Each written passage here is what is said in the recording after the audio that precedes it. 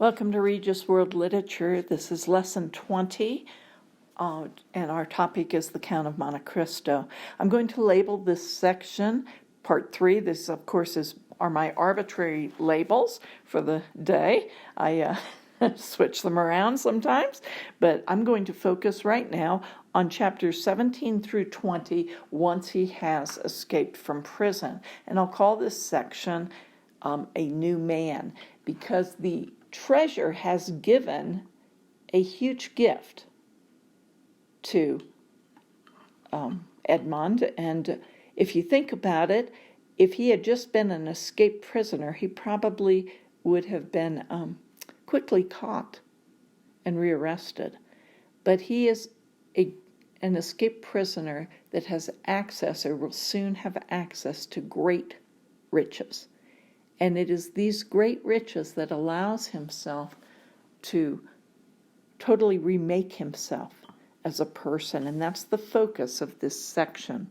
So covering a few facts that you really do want to be aware of. And that number one is when he first escaped and he swims away from the Chateau d'If, he lands on the Isle of Tiburon.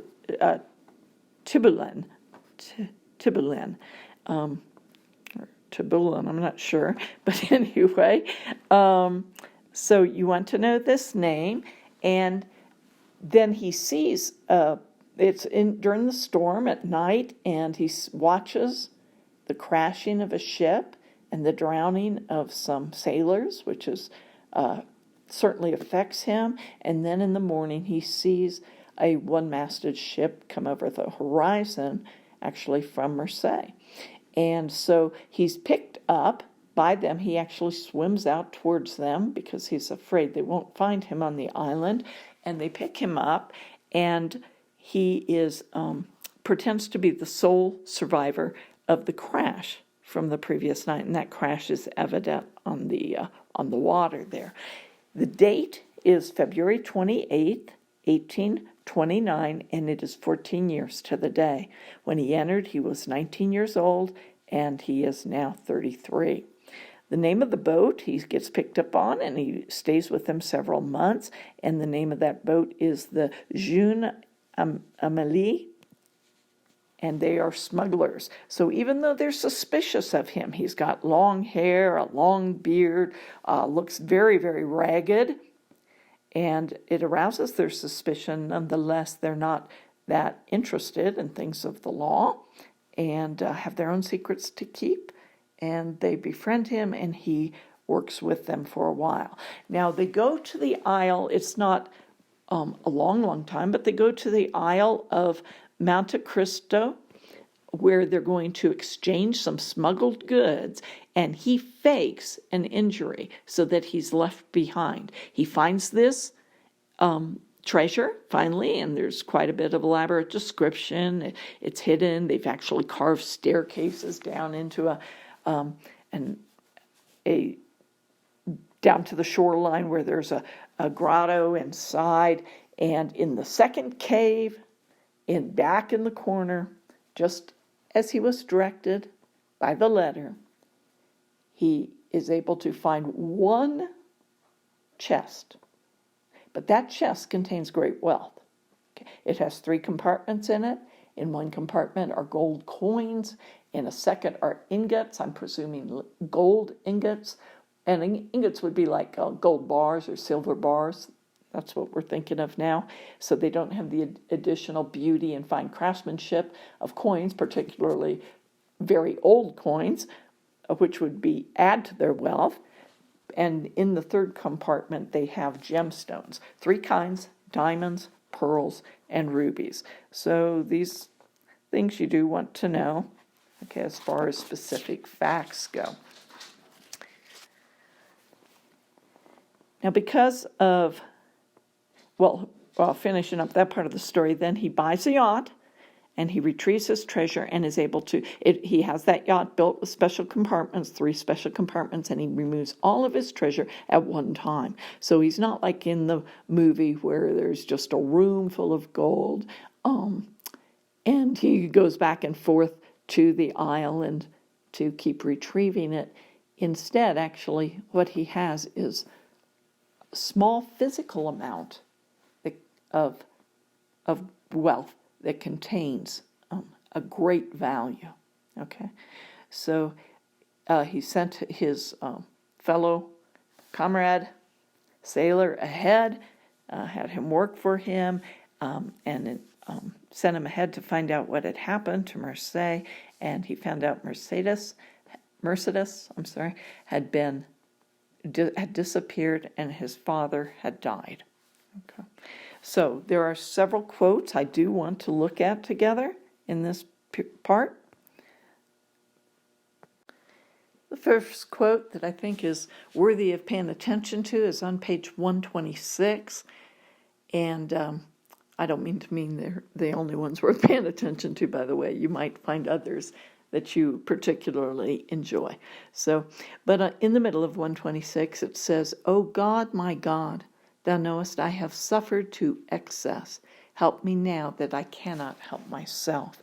And I think that's a beautiful quote and one to learn from, because we often turn to God, you know this, I think in your own experience, when all other resources are unavailable and we are at the end of ourselves. And that's the recognition of in this plea. He says, I cannot help myself.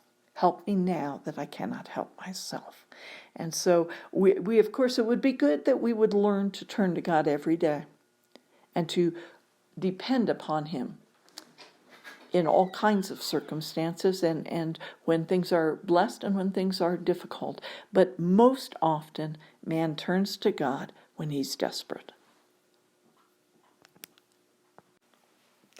The next quote I'd like to point out is on the bottom of page 129. And it says, "A sad smile passed over his lips. He wondered what had become of Mercedes, who must now believe him dead. Then his eyes flashed with hatred as he thought of the 3 men to whom he owed so long and cruel a captivity. Against Danglars, Fernand, and Villefort, he renewed the oath." This is the part. He renewed the oath of implacable vengeance, which he had vowed in his dungeon. And as I read that, the thing that it makes me reflect upon is what a heavy burden. After all the burden of being locked away in prison, of despair and hopelessness and never believing you're going to come out, and then he puts on himself now a new burden, implacable vengeance. And I would suggest that this burden is far greater than the first one he had to bear in his difficult life. So I feel the weight of that and hope that I'm transmitting some of that to you. The next quote is on the bottom of 131 and top of 132. It says, "Edmond smiled when he saw himself. It was impossible that even his best friend, if he had any friends left, would recognize him. He did not even recognize himself." And it's interesting to reflect not only the external change, one from the age difference, from a very young man, 19, your features are still kind of rounded, and as you get into your 30s, they begin to become more angular. Oftentimes, unless you've put on weight, the jaw sharpens up, and the features in the cheek area are becoming more defined and sharper, I guess is the best way I could describe that. And he looks at himself, and plus the changes in personality. So we have changes in physical appearance, we have changes in circumstances, long periods of silence, sorrow that have borne down on him and has changed his appearance. And then we have changes in the internal man. Okay, he was young, he was optimistic, he was idealistic, he was full of joy and hope and prospects. And we never can underestimate how sorrow marks and weightiness marks a person's physical appearance as well as their hearts. And so here we have, he says, he did not even recognize himself. And I would like to think about that and suggest you think about that also, as it represents really a great fall in his character that has taken place as he has embraced bitterness.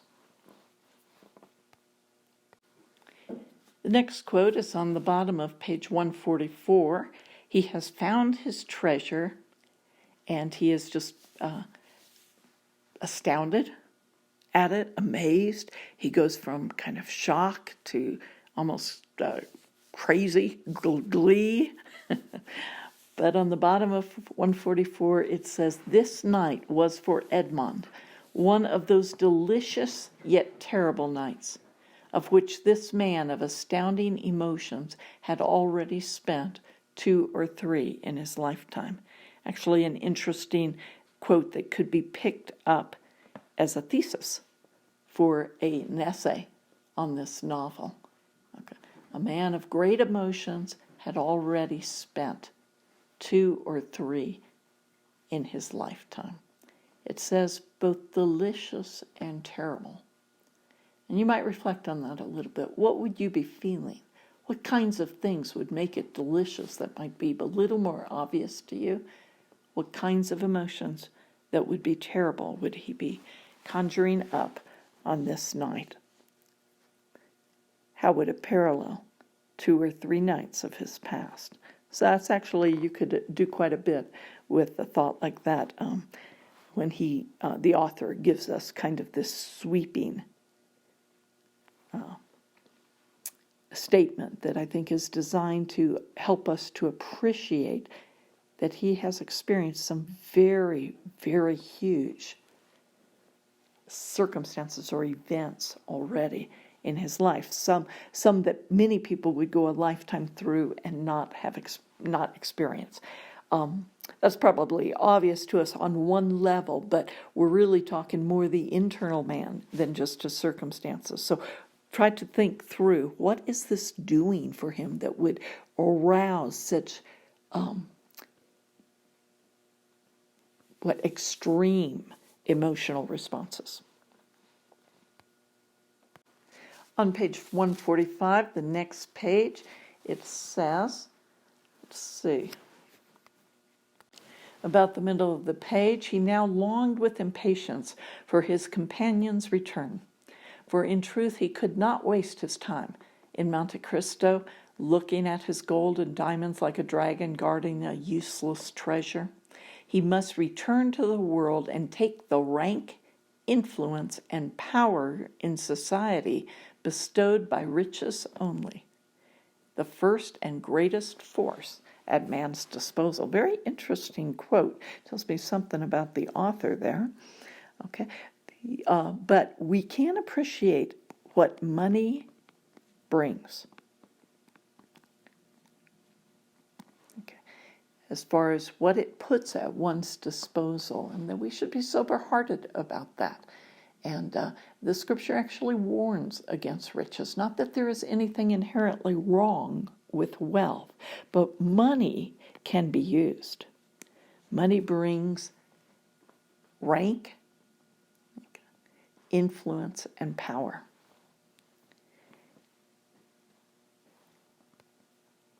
And all these things we see Edmond grab hold of as he uses his treasure, and he uses these 3 things to manipulate, control, and ultimately destroy other people. Very, very sobering.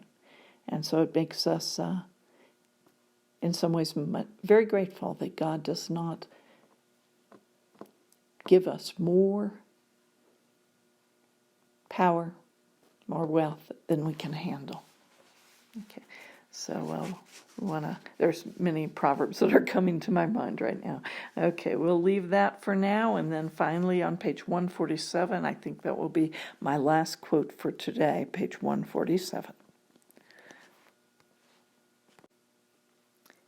It's a good ending to this chapter. He says that same evening he stepped forth onto the Canebière alone, unknown, and as it were, a stranger in a strange land, quoting, of course, from Exodus 2:22.